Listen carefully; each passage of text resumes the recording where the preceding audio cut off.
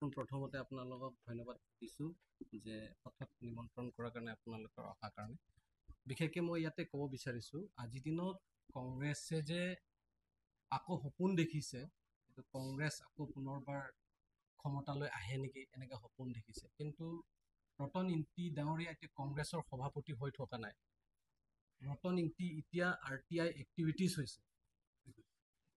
Activist হৈছে।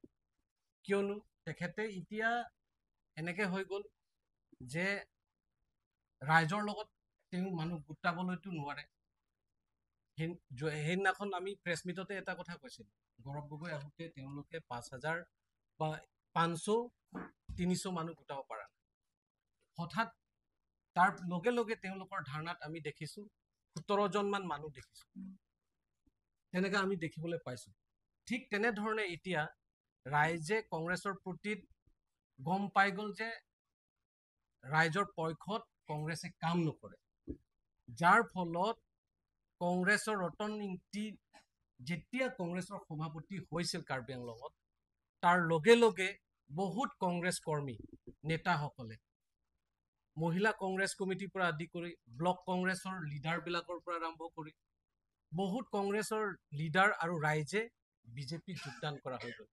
এতিয়া তেওঁলোকৰ লগত নাই, যাৰ ফলত তেখেতে থাকিব নোৱাৰা হৈছে যে মই এতিয়া যেনে তেনে হ'লেও কোনে কাম কৰি আছে। কাৰ্বি আংলঙৰ সাহিত্য পৰিষদৰ আমাৰ মুখ্য কাৰ্যবাহিনী সদস্য সন্মানীয় ডক্টৰ তুলিৰাম ৰংহাং ছাৰে দিনক দিনে ৰাতিপুৱাৰ পৰা ৰাতিলৈকে কাম কৰাত, এৰা নেপেৰা কাম কৰাত যিটো দেখিল, তেখেতৰ উন্নয়নমূলক যোনটো দেখিছে, ৰাইজে আঁকোৱালি লৈছে, এই কথাটো তেওঁ কেনেধৰণে যে আমি মিছা কৈও তেখেতক আমি বদনাম কৰিব পাৰোঁ, সেই নাটকহে ৰতন ইংতি কৰি আছে বুলি আমি দেখিবলৈ পাইছোঁ।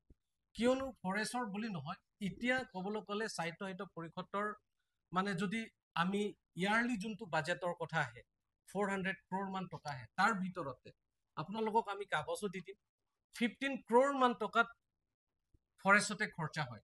15 crore 90 lakhs মান টকা ইয়াৰলি টকা আহে। তাৰ মাজতো কংগ্ৰেছৰ কিবা ফৰেষ্টৰ মাজতো বিভাগ আছে, ইয়াৰ ইষ্ট ৱেষ্টৰ কথা আছে।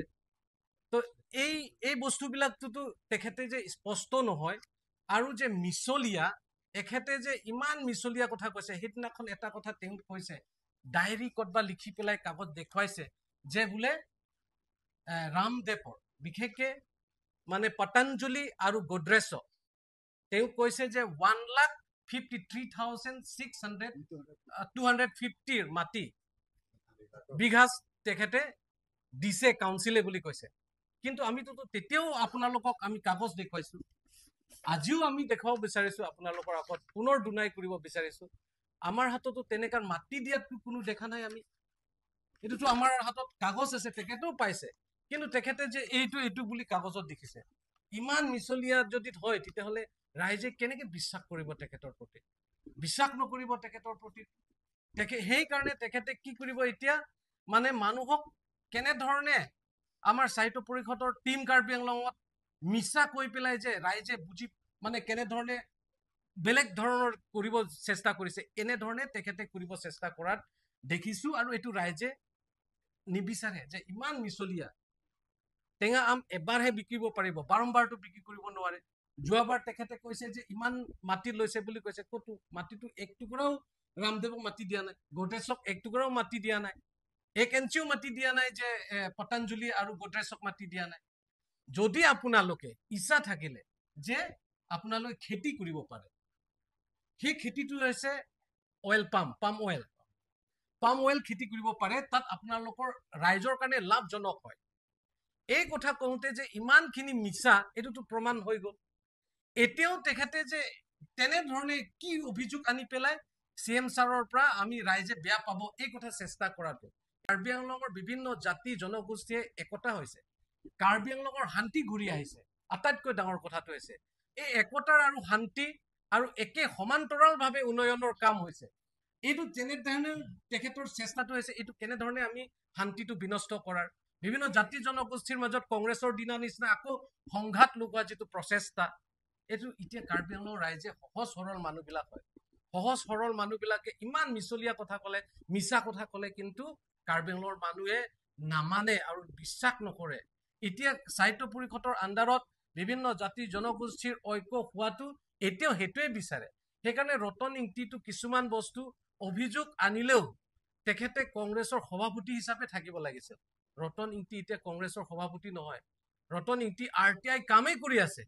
RTI কাম কৰাৰ কাৰণে যাৰ ফলত তেখেতৰ এতিয়া ৰাইজৰ ওচৰত যোৱা নাই। এতিয়া জংগল ক'তবা বোলে এইটো ফৰেষ্টৰ জেগাত যাব, ফটো তুলিব, এইটো বোলে এনেকা এনেকা বুলি ক'ব, এইটোতো নাটকহে।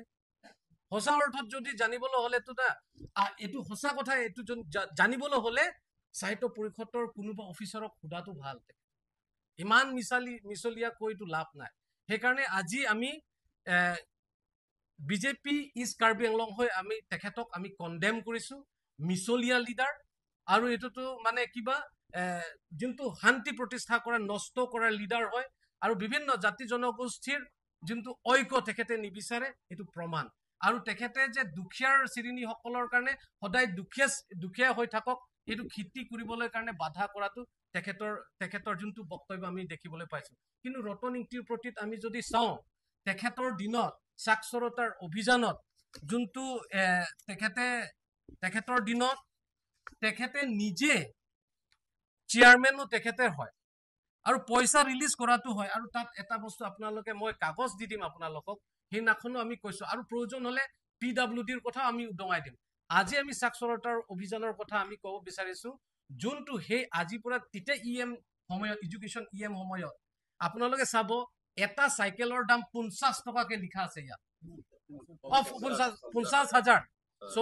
50,000 কথা ইয়াত উল্লেখ কৰা আছে। এই 50,000 তেতিয়া দিনত, আজি আপোনালোকে অনুমান কৰিব পাৰিব নেকি? তো 2012 যে নহওক, আপোনালোকে অনুমান কৰক।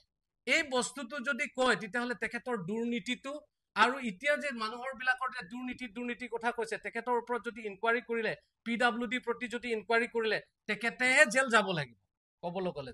সেইকাৰণে ৰতন ইংতি এইবিলাকৰ নাটকটো বন্ধ কৰিব লাগে।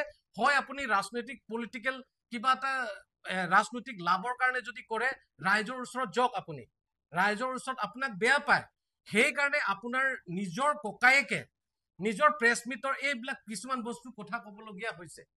নিজৰ ককায়েকে তেখেতৰ লগত নাথাকে, থাকিবলৈতো পিছৰ দূৰৰ কথা।